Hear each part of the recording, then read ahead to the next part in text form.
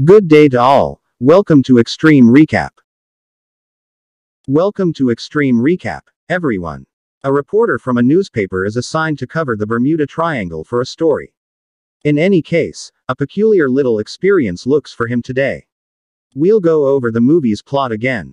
Gulliver's movements from 2010. In New York City, Gulliver is employed by a newspaper as a mail carrier.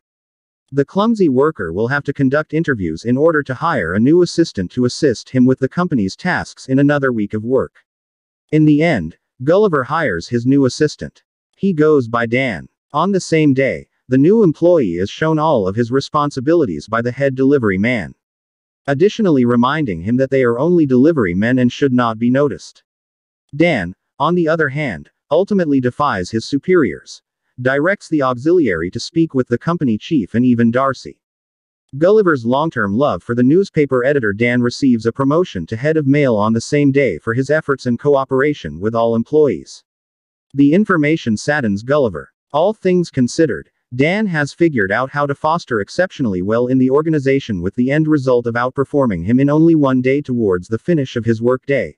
Gulliver understands that he should have an impact on his methodologies, or he accomplish nothing by being finished.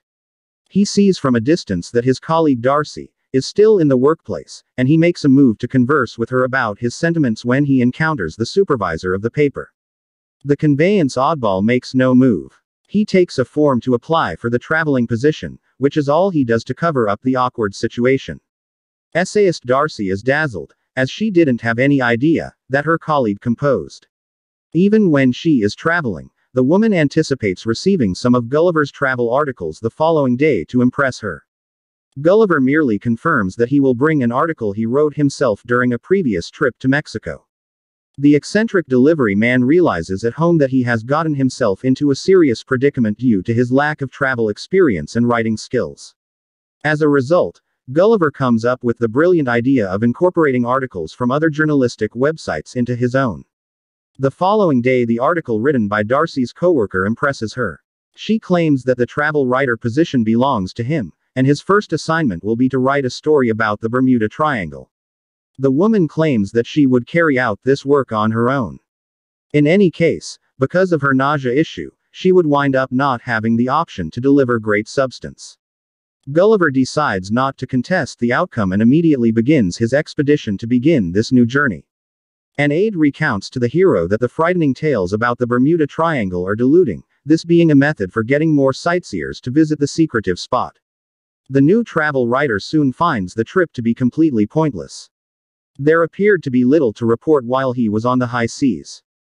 So Gulliver dozes perusing one of his magazines, yet some time later, he awakens in a tempest. His boat's navigation system was no longer responding. His mobile phone was not receiving any satellite signals at all. He tries to equip himself with buoys, but the enormous force of the water storm that has erupted on the scene following the terror of the storm blows the boat skyward. Gulliver finds a small beach where he woke up, understanding that he has endured such an overwhelming peculiarity of nature. Numerous people in the vicinity surprise the traveling writer. However, they were all small contrasted with him. Gulliver accepts that it is every one of the a fantasy. He gets up and obliterates every one of the limitations that the little individuals have made around him, trying to immobilize the monster.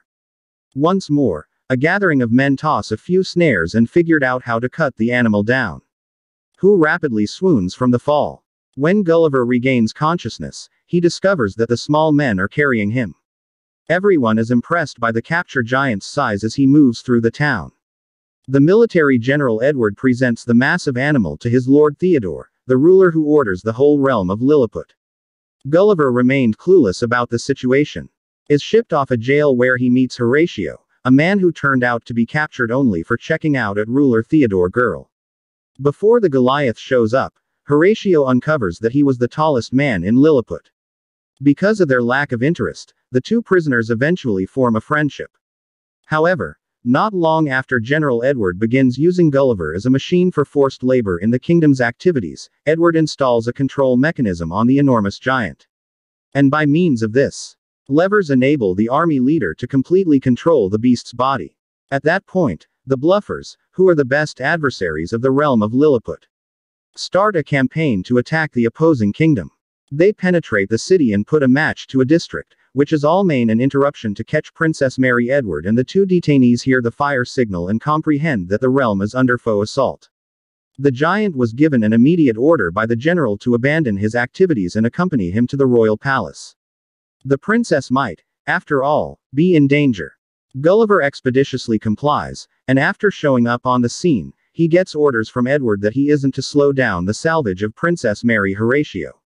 In contrast, he asks his colleague to assist in shielding the princess from hostile hands.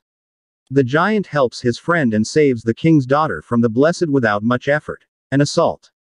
Then again, Lord Theodore is caught and encircled by the fire. Gulliver attempts to assist him when he arrives at the scene. However, despite his enormous size, the flames continue to consume him. As a result, the boy comes up with an absurd plan to put out the fire and relieve himself. Amazingly, his plan works. Everyone is taken aback by the prisoner's bizarre attitudes after the king is saved. Edward says that this demonstration of disregard against the Lord will be enough for the monster to be wiped out. But Gulliver's assistance is appreciated by Theodore. His relationship with the young children began to change on that day as well.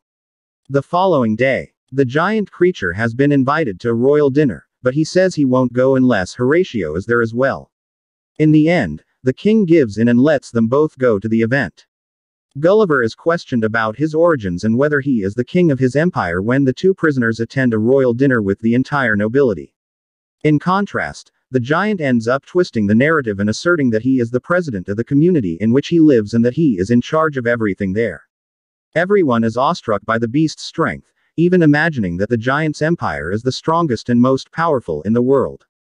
However, Gulliver asserts that he must return to his homeland.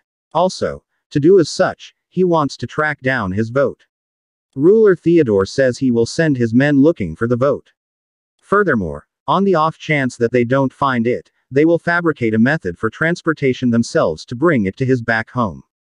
As the days passed, Gulliver ultimately moved into an immense manor worked by individuals of Lilliput.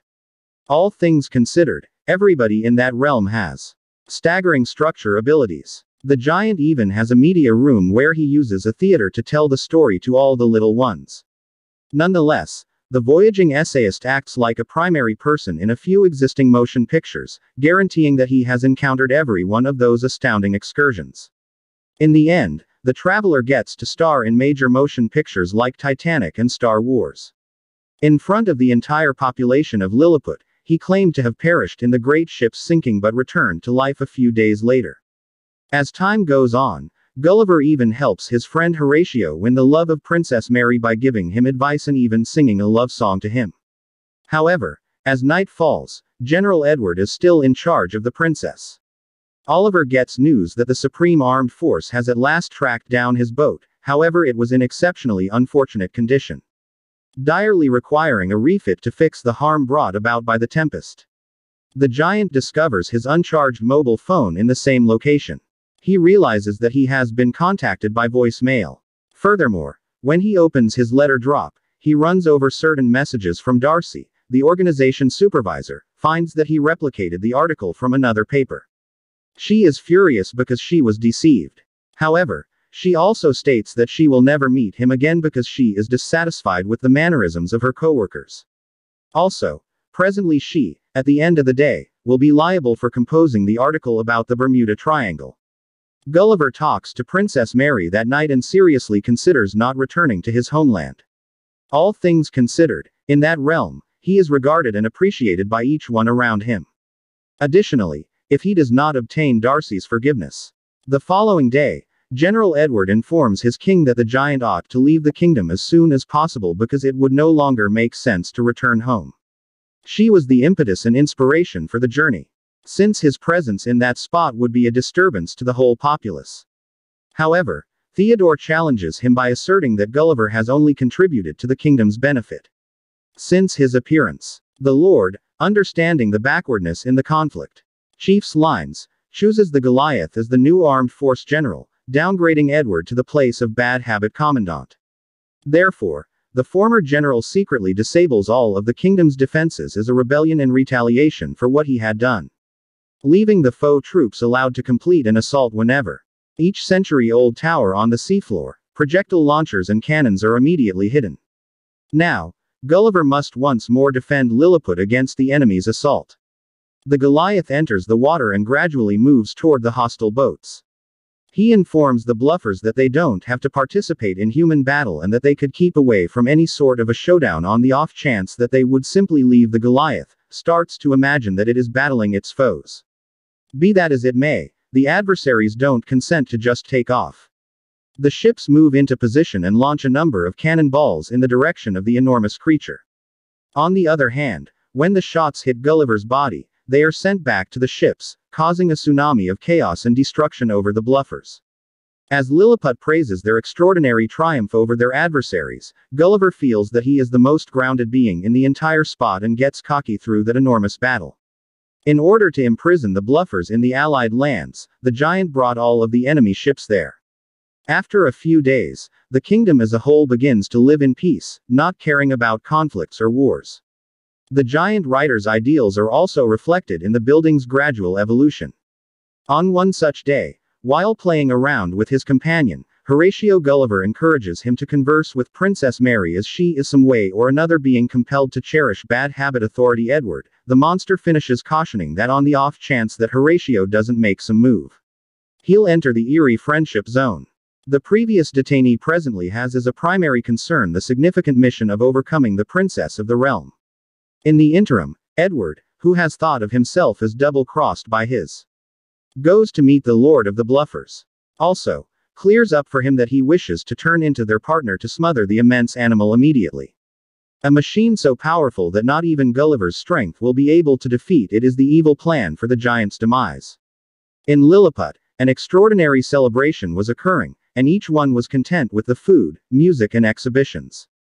However, the populace is shocked by an alarm signal admonition that a foe was close.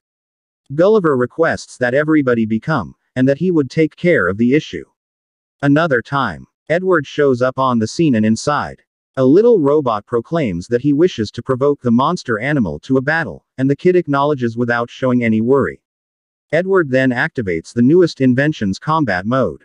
With a height even greater than that of Gulliver's, the tiny robot transforms into a fighting machine. The author tries to push him, but the enormous robot won't move an inch.